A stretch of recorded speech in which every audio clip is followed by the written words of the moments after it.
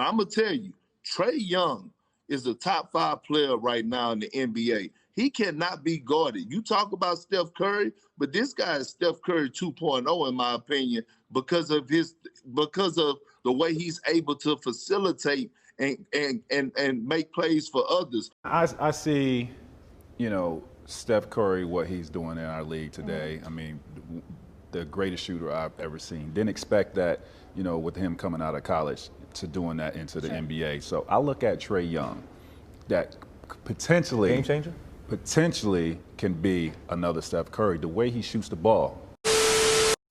There are two narratives Trae Young will never be able to escape over the course of his career. Really, it's more than two, but there are two primary ones, and those are the debates about the draft night trade involving him and Luka, and then secondly, the Steph Curry comparisons. Trae Young will most likely hear about those topics throughout the rest of his career, up until he retires and maybe even after that, but ignore the Luka debates for just a moment because in today's video, I want to talk about the latter narrative, which is the constant comparisons between him and Curry. And as the thumbnail shows, I'm not the biggest fan of this comparison, and that's not to say that it's invalid or that it's completely untrue, because no, there are many similarities between them and it's pretty obvious as far as their play styles and, if we're being real, even their physical appearances. However, I'm not the biggest fan of this comparison simply because it's way too overblown. I mean, the headlines do not end, whether it be Kendrick Perkins nicknaming Trae as Curry 2.0 or sports networks referring to him as the next Steph Curry.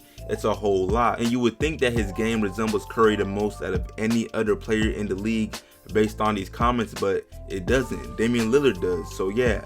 And on top of that, Trae's start to the season, along with how he gets most of his points, only further exposes how overblown the Curry comparison is, which has led me to bring this video to you all today. But before I go any further, what's good YouTube? Plug Speaks back with a vid. If you are new, first of all, welcome and subscribe. If you feel me on the thumbnail, then like the sub and turn on notice. I upload 3 to 4 times a week, and right now we are grinding to hit 5K before March, April, so I'd for sure appreciate it. But back to the vid though. So real quick, it's only going to take a couple seconds. Let's talk about the obvious reasons why Trae Young and Curry are so often compared as far as play style.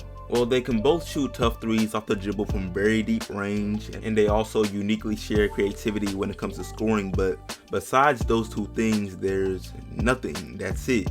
Surely they have other skills in common like great court vision, passing ability, reliable perimeter game, and tight handles, but those are all skills that many guards in today's NBA game also have.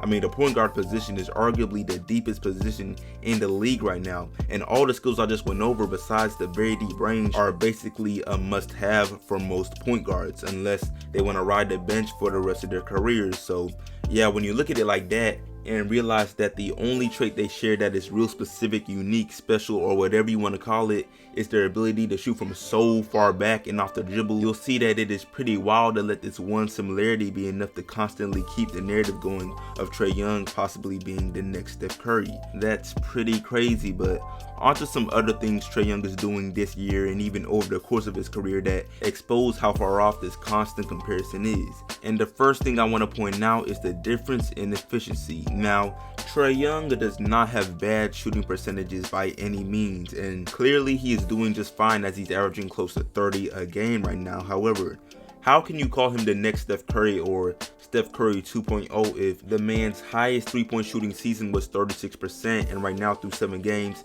it's at 33%? While the guy we're comparing him to has never even shot under 40% from 3 in a single season, except for last year, which does not even count for real for obvious reasons. And this year it's at 37% through 7 games, and we all know that it's bound to improve to 40% anyway. So yeah, it just takes me back to what I said in the intro. If we're gonna compare anyone to Curry, it is Damian Lillard, whose 3-point percentage over the course of his career is much more comparable. But onto yet another area that differentiates Trae and Curry.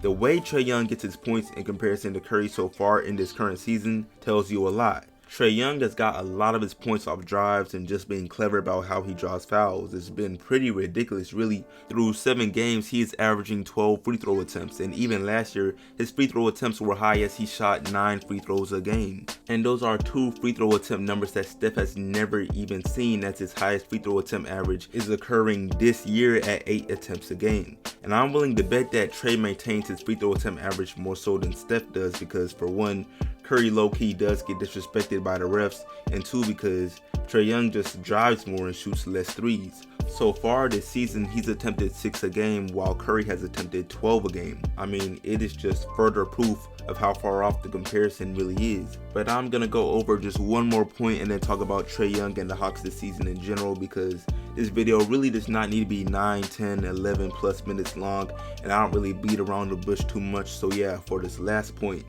it has to be the off-ball movement, and I say that because Trae Young may be able to move well off the ball and find his spots for catch and shoot threes, but so far this season he has not done so as much. And also, Curry is just in a small group of his own when it comes to off-ball movement, evidenced by his catch and shoot 3 attempts this year, and I'll throw up a graphic so y'all see exactly what I mean. So yeah, that tells you pretty much all you need to know about how accurate this Trae Young Stephen Curry comparison really is. And I did not bring this up to really highlight how good Curry is or to even downplay Trae Young. Both the Warriors and the Hawks are doing pretty well so far, and so are Trae and Curry, but they really dominate more differently than the media would have you think. But hey, I get it.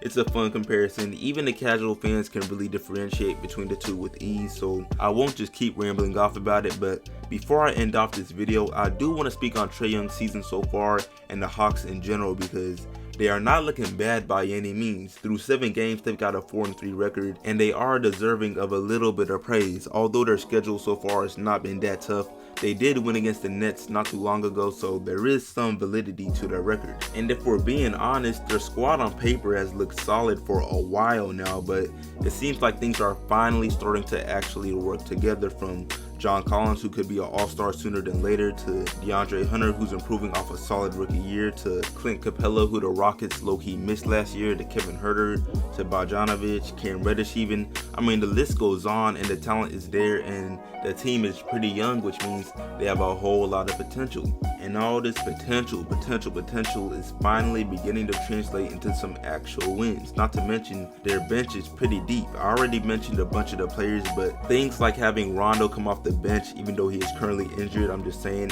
that tells you a lot about how deep the squad is. And due to their success, along with Trae Young's high level of play so far, I've been hearing a lot of Trae Young MVP season talk, but it's really way too early for any of that. But he is playing at a really high level right now, and one thing is for sure, and that's that if the Hawks are really going to be good this year, and if they're really going to make the playoffs for the first time since 2017, then Trae will definitely need to keep going crazy, averaging nearly 30, finessing his way to the free throw line, just like he has already been doing. But yeah, that's pretty much it for this video. Had to briefly give the Hawks their credit as I end this off. But anyway, I appreciate y'all watching. Make sure to like the sub if new, share, all of that. Let me know how you feel about the constant Trae Curry comparisons, and if y'all want more actual NBA content. But yeah, that's it for me. I appreciate y'all, and I'm out.